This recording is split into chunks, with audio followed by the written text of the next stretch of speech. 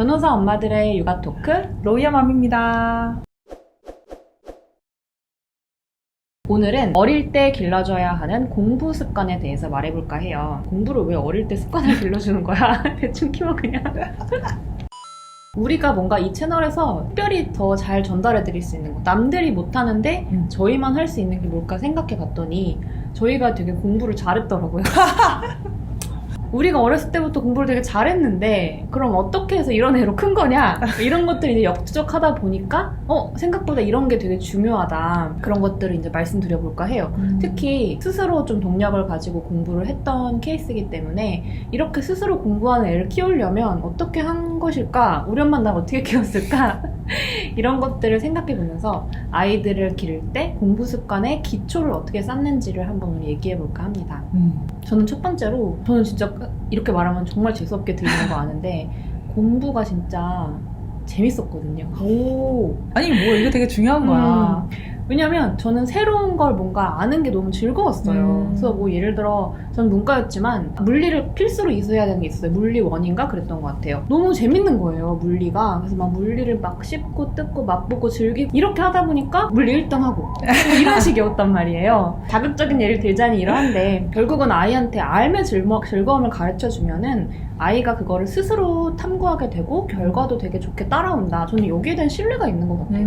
그래서 지금 아이를 기를 때도 새로운 지식을 같이 탐구하고 막 즐거움을 공유하고 이런 경험들을 하게 해주려고 되게 노력을 많이 하는 것 같아요. 저는 그게 인간의 본능인 것 같거든요. 새로운 걸 알게 되고 호기심을 갖고 뭔가를 막 탐색하고 본능을 꺾지만 않으면 되는 것 같아요. 그 본능은 어떻게 꺾냐? 궁금해하기 전에 알려주는 거. 맞아요. 자, 지식 들어간다, 입 벌려라! 야! 이렇게 이제들 하면은 애기가 막 하고 체하는 거죠. 그냥 내가 막 갈구하지 않아도 알고 있기 때문에 내가 막 궁금해하고 그걸 찾아보고 탐색하는 즐거움을 느끼지도 못하고 압도되어 버리는 것 같아요. 그래서 약간은 아이가 스스로 막 궁금해할 때까지 조금은 기다려주는 거, 어떻게 보면 그게 제일 어려운 것 같거든요. 맞아요. 너무 뻔하고 불안하잖아. 엄마는 불안하거든요. 애가 안 궁금해하면 어떡하지? 때가 아이들마다 다르기 때문에 그 때를 기다려주는 거, 그게 꼭 방치랑 완전 다른 거죠. 아이들에게 적절한 자극은 주되 너무 그게 앞서 나가지 않도록 기다려주는 게 어떻게 보면 제일 중요한 것 같아요. 그리고 우리 채널에서 얘기하고 싶은 되게 핵심 포인트기도 저는 한 것 같아요. 이 이야기가. 왜냐면 사실 요새 영유아 교육 그리고 교육 시장에서 이때 뭘 해야 된다, 이때 뭘 해야 된다 이런 식으로 바라보는 관점들이 되게 많고 그런 루트를 따라가다 보면 엄마들이 되게 불안감을 많이 느끼게 되거든요. 근데 그게 아니다. 그렇게 하지 않고 아이의 속도를 기다려줘도 충분히 공부 잘하는 애들도 성장할 수 있다. 맞아요. 우리가 해봤다. 별로 안 어렵다. 이 얘기를 저희가 다른 채널과는 차별돼서 해드릴 수 있을 것 같아요.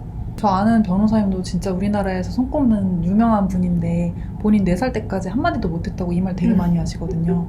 그래서 말 느리게 한다고 걱정하지 말라고. 저는 지난 우리가 영상에서도 한번 얘기한 적이 있지만 책 읽는 즐거움, 책 읽는 습관, 이게 제일 중요한 것 같아요. 맞아요. 지식 활동은 뭐 여러 가지 텍스트라는 광범위한 범위로 봤을 때 1단계, 제일 첫 단계로 접할 수 있는 텍스트는 결국에 책이기 때문에 아이들이 책을 찾아 읽고 거기서 즐거움을 느껴보고 책에서 전달하고자 하는 메시지가 뭔지 이해하고 이런 활동을 하는 게 조금 더 지금 아주 어릴 때부터 해서 한 중학교 정도까지는 책을 많이 읽는 게 무조건 제일 중요한 것 같아요.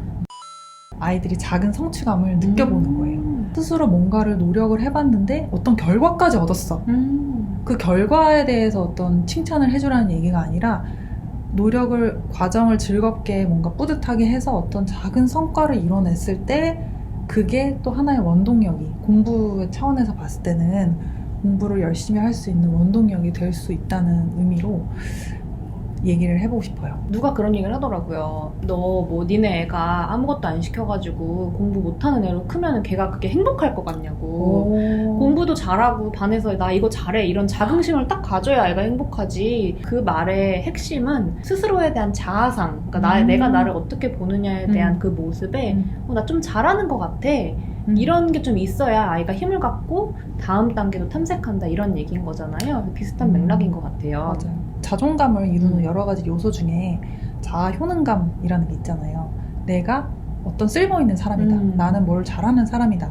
라는 것도 하나의 요소가 될 수 있기 때문에 그런 측면에 봤을 때도 난 뭘 잘하는 사람이야. 근데 그게 어디서 오겠어. 그냥 막연히 너 이거 잘해, 너 이거 잘해 주변에서 얘기하는 거 말고 진짜 자기가 탁 뭔가를 해봐서 스스로 깨달아야 되거든요. 맞아요. 그러니까 그 해본 경험이라는 게 꼭 뭐 구구단을 다 외웠어 이런 학술적인 거라기보다 내가 예를 들어 매일 뭐 쌩쌩이를 오늘은 4개 했지만 내일 1개 더 해볼 거야. 이렇게 해가지고 조금씩 늘려가는 경험. 아니면은 뭐 이번 겨울에는 스키를 뭐 A로 밖에 못 탔지만 이렇게 타볼 거야. 이렇게 이제 조금씩 해나가는 과정들을 독려해주고 잘했다고 피드백을 주고 조금 더 같이 노력해볼까? 노력하는 과정을 또 함께 해주는 것도 중요한 것 같아요. 부모가 그냥 마냥 맡겨만 놓고 뭐 잘했네 못했네 이렇게 하는 것보다 혹시 애가 이걸 수행하는 과정에서 조금 번거로운 부분이 없는가 이런 걸 체크하는 것도 전 도움이 되는 것 같아요. 왜냐면 애들이 생각보다 미숙한 부분이 있어요. 생활을 유지하는데 그러니까 뭐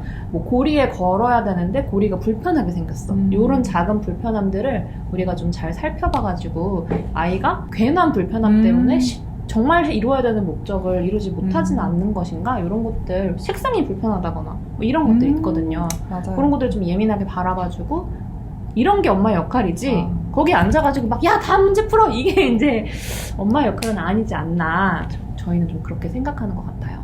맞아. 그리고 사실 저는 너무 어릴 때부터 아이들을 평가하고 그거를 뭐 시험 보거나 이런 거는 좀 반대하는 입장이긴 한데 내 반대와는 상관없이 아이들은 그런 환경에 있잖아요. 맞아요. 유치원에서도 자꾸 무슨 퀴즈를 보고 하는 거 사실은 안 했으면 좋겠지만 그랬을 때 너무 애들한테 어려운 과제를 자꾸 줘가지고 항상 허덕이고 뭔가 더 높은 성취를 위해서 막 하는 것도 물론 발전을 위해서 의미는 있지만 그거 말고 조금 아이의 난이도에 비추어서 그 정도 수준에서 조금만 하면 이룰 수 있는 그거를 탁 해서 예를 들면 쪽지 시험을 뭐 10개를 봤는데 그거를 10개를 다 맞았어. 와 내가 어제 엄마랑 같이 뭔가 좀 해봤더니 이거 10개를 다 맞았다. 그럼 막 유치원에서 칭찬도 해주고 하잖아요. 이런 경험을 조금씩 쌓아가다 보면 우리가 막 평가가 난무하는 이 험난한 세상을 살아갈 때도 이거 지금 당장은 나한테 어려운 과제이지만 조금 내가 해보니까 나는 이룰 수 있는 사람이야 라는 믿음을 어릴 때부터 갖는 거는 중요한 의미가 있는 것 같아요. 맞아요. 자 그럼 오늘 여기까지 해볼까요? 네 다음번에는 좀 더 유익하고 재밌는 컨텐츠로 돌아오겠습니다. 안녕.